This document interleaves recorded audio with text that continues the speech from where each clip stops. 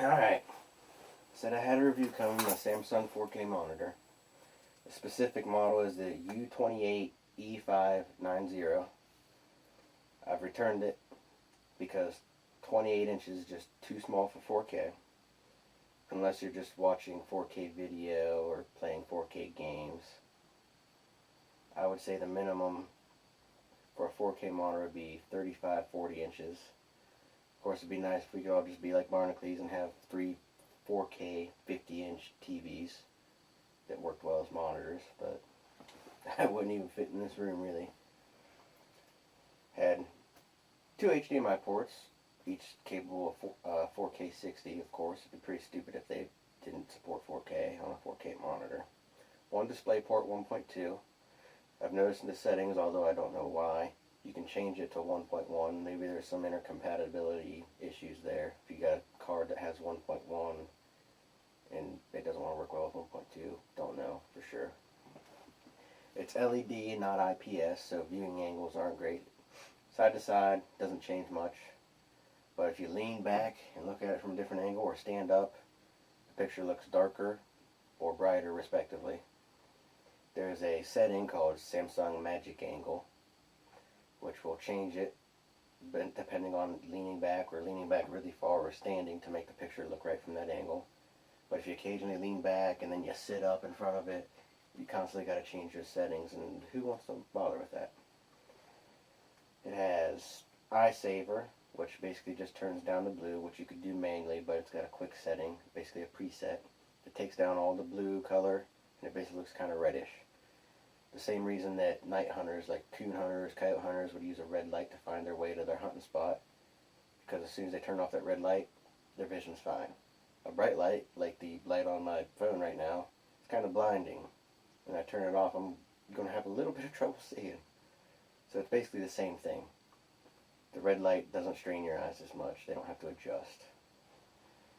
And anti-flicker, which probably just keeps it from flickering while you're recording it with a camera or something. I didn't really look too much into that. It also had a 3.5mm headphone jack, which I didn't really use either. I don't know if it sounds a lot better, but maybe just it could keep you from running an extension to your PC or something. You could try using DPI scaling on here, but at least in Windows anyway, I haven't tried. I don't have a Mac to try that out. I've heard it's good. And Linux, I've been having trouble with drivers, because I guess the support from AMD for Linux is usually just focused around like OpenGL stuff for computing, not so much about 4K and all that.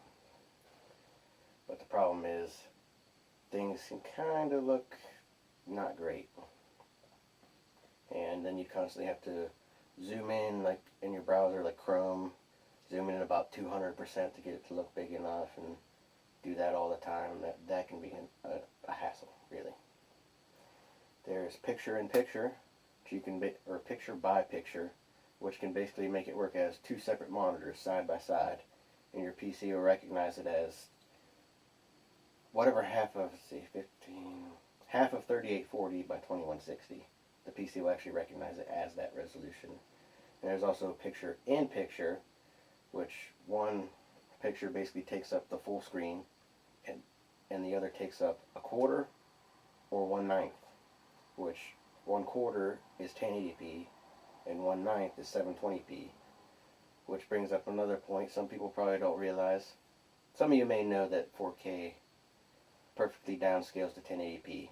4 pixels at 4K become 1 pixel at 1080, but also 9 pixels at 4K become 1 pixel at 720p, just perfectly.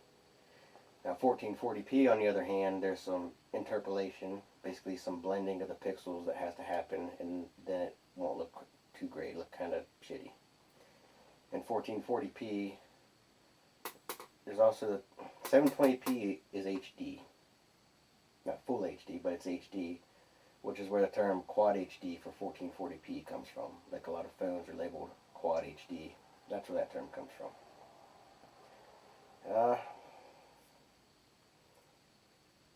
Really, that's about it. Oh, It's got an external power brick, kind of like a laptop. It's only 14 volts. The monitor itself, pretty light. Feels like it's constructed pretty damn well. Has a Visa mount. There are some sub models that don't. The one on display at Best Buy didn't, but the one I bought did. Didn't really look any different. There was just the Visa mount on the back. Make sure I got everything here.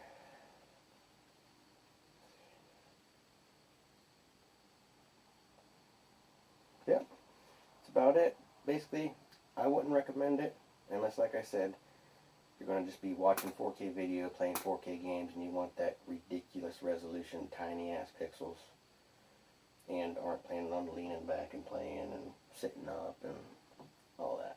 Then it might be good for you. For me, it's not. So that's it. See you next time.